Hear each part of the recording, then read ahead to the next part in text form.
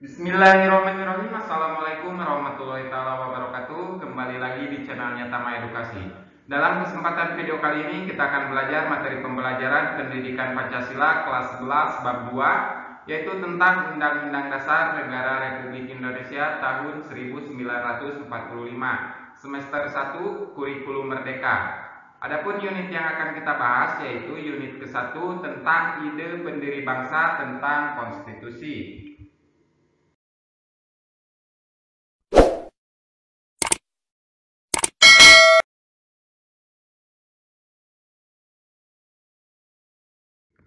Peta konsep. Adapun peta konsep di bab kedua ini yaitu tentang Undang-Undang Dasar Negara Republik Indonesia tahun 1945.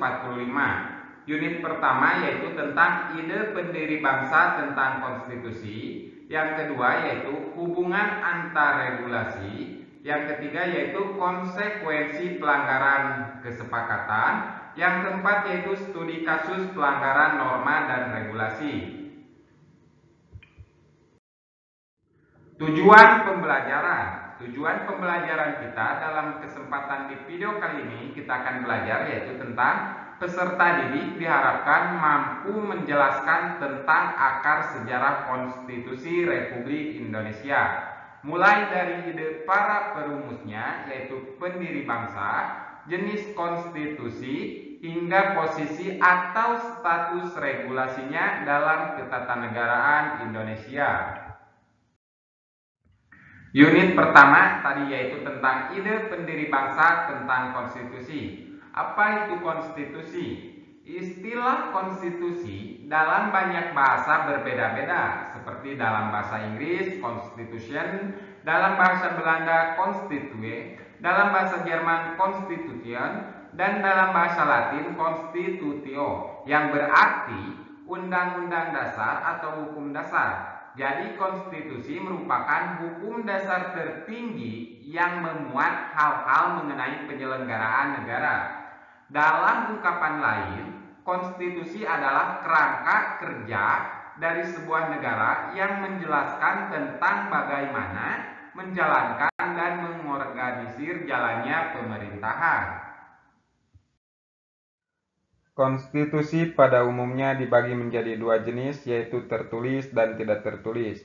Konstitusi tertulis adalah aturan-aturan pokok dasar negara, bangunan negara dan tata negara yang mengatur kehidupan satu bangsa di dalam persekutuan hukum negara.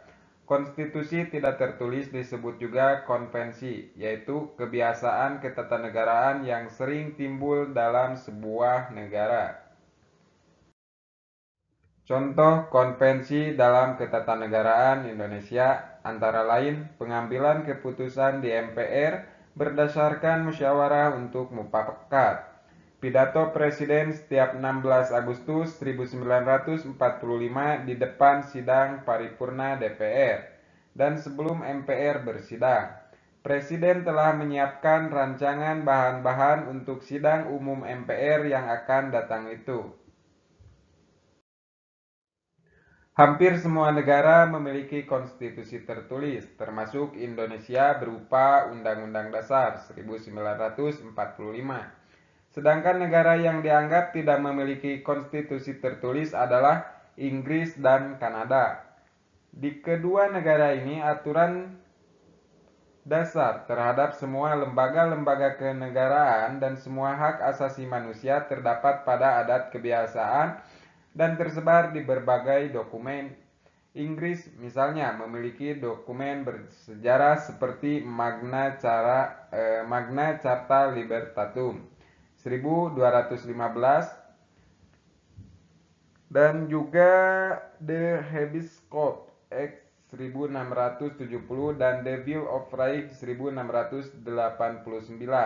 Dokumen-dokumen ini dikategorikan sebagai konstitusi tidak tertulis yang mengatur diantaranya tentang jaminan hak asasi manusia rakyat Inggris. Para pendiri bangsa telah sepakat menyusun sebuah undang-undang dasar sebagai konstitusi tertulis dengan segala arti dan fungsinya. Undang-undang dasar adalah naskah yang menerapkan rangka dan tugas-tugas pokok. dari badan-badan pemerintahan suatu negara dan menentukan pokok-pokok cara kerja badan-badan tersebut. Di dalam negara yang menganut paham demokrasi, Undang-Undang Dasar mempunyai fungsi yang khas, yaitu membatasi kekuasaan pemerintahan agar penyelenggaraan kekuasaan tidak bersifat sewenang-wenang.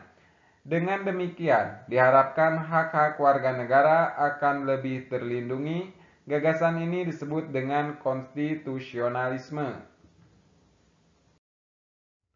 Konstitusi Indonesia dikenal sebagai Revoluti Grundwir, yang bermakna bahwa Undang-Undang Dasar Negara Republik Indonesia tahun 1945 itu mengandung gagasan revolusi yang berwatak nasional dan sosial.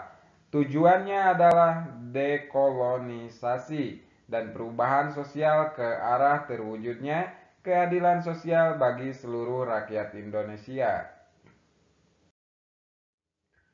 Negara Indonesia menganut paham konstitusionalisme sebagaimana ditegaskan dalam pasal 1 ayat 2 Undang-Undang Dasar Negara Republik Indonesia tahun 1945 yang berbunyi, kedaulatan berada di tangan rakyat dan dilaksanakan menurut Undang-Undang Dasar. Konstitusi adalah hukum dasar yang dijadikan pegangan dalam penyelenggaraan pemerintahan negara.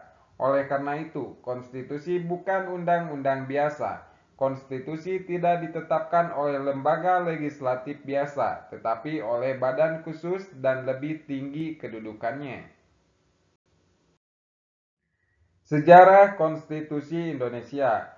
Undang-Undang Dasar Negara Republik Indonesia tahun 1945 dirancang sejak 29 Mei sampai 16 Juli 1945 bersamaan dengan rencana perumusan dasar negara Pancasila oleh Badan Penyelidik Usaha-usaha Persiapan Kemerdekaan atau yang disingkat BPUPK.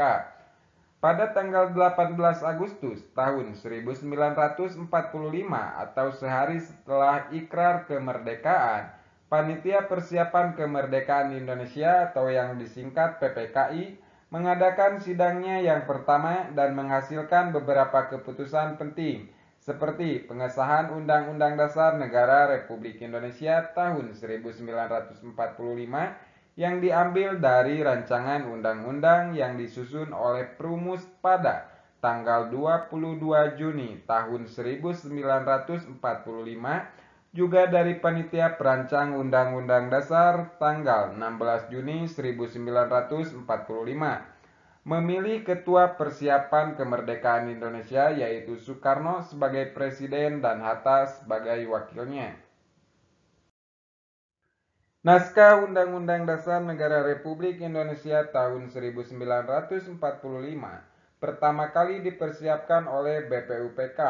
Hal itu dilakukan pada masa sidang kedua tanggal 10 Juli sampai dengan tanggal 17 Juli tahun 1945. Saat itu membahas hal-hal teknis tentang bentuk negara dan pemerintahan baru yang akan dibentuk. Dalam masa persidangan kedua tersebut, dibentuk panitia hukum dasar dengan anggota 19 orang yang diketuai oleh Insinyur Soekarno. Kemudian panitia ini membentuk panitia kecil lagi yang diketuai oleh Supomo dengan anggota terdiri atas Wongso Negoro, R. Soekarjo, A. Maramis, Panji Singgi, H. Agus Salim, dan Sukima. Pada tanggal 13 Juli tahun 1945, Panitia Kecil Perancang Undang-Undang Dasar berhasil membahas beberapa hal dan menyepakati antara lain ketentuan tentang lambang negara, negara kesatuan, sebutan Majelis Permusyawaratan Rakyat, dan membentuk panitia penghalus bahasa yang terdiri atas Djajadiningrat, Salim, dan Supomo. Rancangan Undang-Undang Dasar diserahkan kepada Panitia Penghalus Bahasa. Pada tanggal 14 Juli tahun 1945, BPUPK mengadakan sidang dengan agenda pembicaraan tentang pernyataan kemerdekaan, Panitia Perancang Undang-Undang Dasar melaporkan hasilnya. Pasal-pasal dari rancangan Undang-Undang Dasar berjumlah 42 pasal. Dari 42 pasal tersebut ada 5 pasal masuk tentang aturan peralihan dengan keadaan perang serta 1 pasal mengenai aturan tambahan.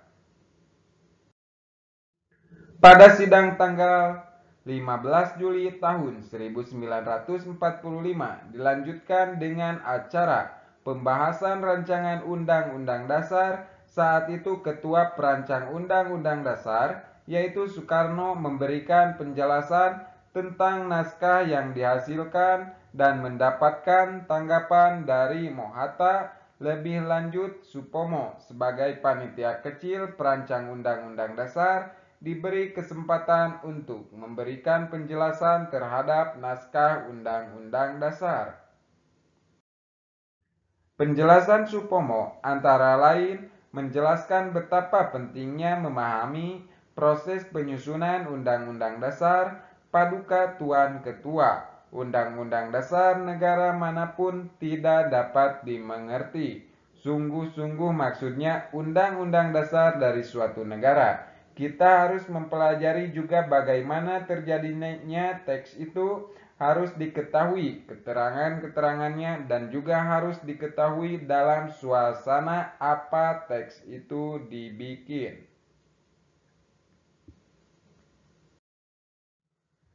Dengan demikian kita dapat mengerti apa maksudnya undang-undang yang kita pelajari, aliran pikiran apa yang menjadi dasar undang-undang itu. Oleh karena itu, segala pembicaraan dalam sidang ini yang mengenai rancangan-rancangan Undang-Undang Dasar ini sangat penting oleh karena segala pembicaraan di sini menjadi material, menjadi bahan yang historis, bahan interpretasi untuk menerangkan apa maksudnya Undang-Undang Dasar ini. Naskah Undang-Undang Dasar akhirnya diterima dengan suara bulat pada sidang BPUPK yaitu pada tanggal 16 Juli tahun 1945.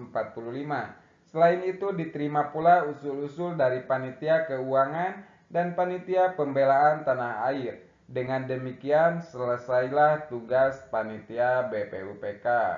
Sekian dan terima kasih pembahasan kita pada video kali ini. Semoga video ini bisa bermanfaat. Jangan lupa bantu dukung channel ini dengan cara klik like, subscribe, komen, serta share. Terima kasih. Assalamualaikum warahmatullahi wabarakatuh.